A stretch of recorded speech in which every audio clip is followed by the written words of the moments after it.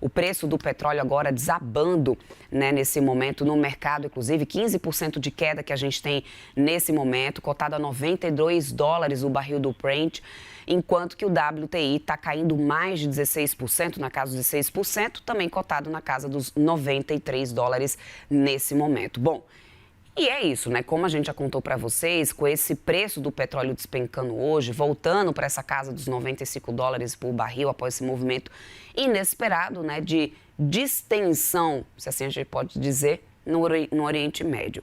O cessar-fogo reduz, ao menos temporariamente, esse risco de interrupção no fluxo de energia, mas mantém o mercado em alerta diante de uma trégua ainda frágil e condicionada. Para entender melhor esses efeitos, né, os efeitos de tudo isso sobre os preços, inflação e também abastecimento global, eu converso agora com o professor Pedro Cortes, analista de clima e meio ambiente aqui da CNN, para poder explicar mais para a gente sobre isso, né, professor? Essa queda forte agora do petróleo, já podemos dizer que reflete também uma mudança estrutural, ou a gente deve apenas retirar parte do risco e estabelecer essa cotação nessa casa de $95, que já é muito comparado ao que era esperado para esse ano, né? Veja, não é uma mudança estrutural, é uma reprecificação do risco, tendo em consideração também a possibilidade aí de abertura do Estreito de Hormuz. Eu digo possibilidade porque a navegação ainda não voltou ao normal e vai demorar algum tempo até que ela volte ao normal, tendo em vista que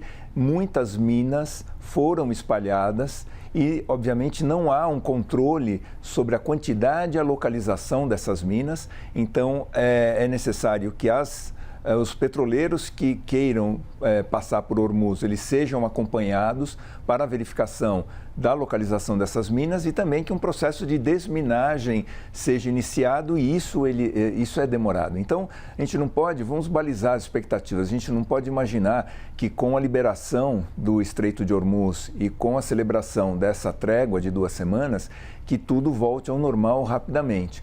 Tem essa questão das minas, tem uma quantidade muito grande de navios esperando dos dois lados, né? Então, você imagina que o tráfego vai ser bastante intenso, né? Muitos navios querendo percorrer o estreito, e é necessário verificar também se a infraestrutura dos países tem condições de pleno atendimento a essa demanda, ou seja, os petroleiros que chegarem, se eles vão conseguir carregar facilmente os seus tanques, desculpa.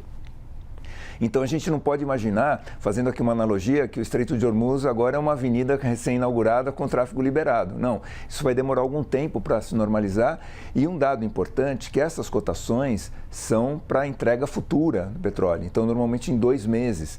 Então, o preço vai continuar elevado para os países importadores durante pelo menos mais de 2 meses. A gente estima que, caso o conflito realmente não volte, a gente tem uma normalização, não em patamares que estavam no início de janeiro, mas em patamares mais baixos, por exemplo, entre 70 e 80 dólares, somente no segundo semestre. Então, os impactos do preço alto do petróleo, eles ainda vão permanecer.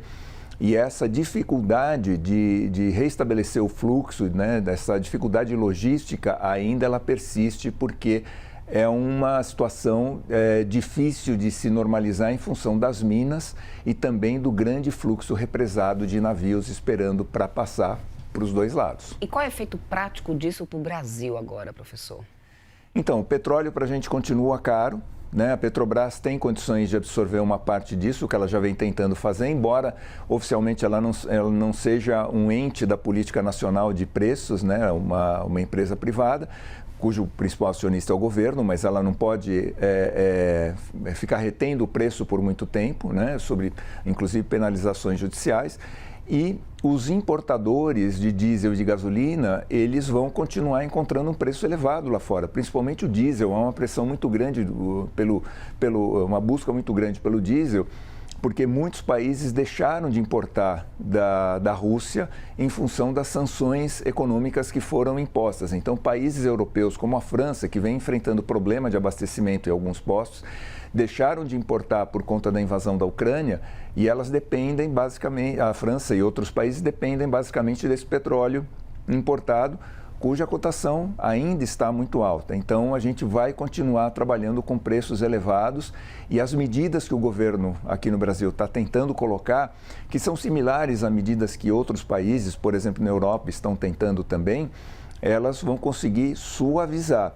Mas não há certeza, por exemplo, no Brasil, que todos os importadores vão aderir a essa proposta de subvenção do governo, até porque eles só vão saber se foram enquadrados ou não depois da prática dos preços.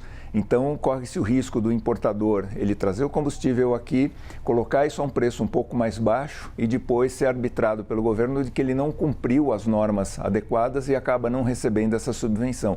Então, há uma série de distorções no mercado, distorções que permanecem ainda e que não vão ser amenizadas de imediato, apesar dessa trégua, apesar da liberação ainda, né, entre aspas, do Estreito de Hormuz. Professor Pedro Cortes, nosso analista de clima e meio ambiente, sempre também deixando disponível lá no seu blog todas essas análises que ele traz aqui ao vivo para a gente, né, professor? Sim, agradeço aí a menção, a lembrança. Obrigada a você, professor.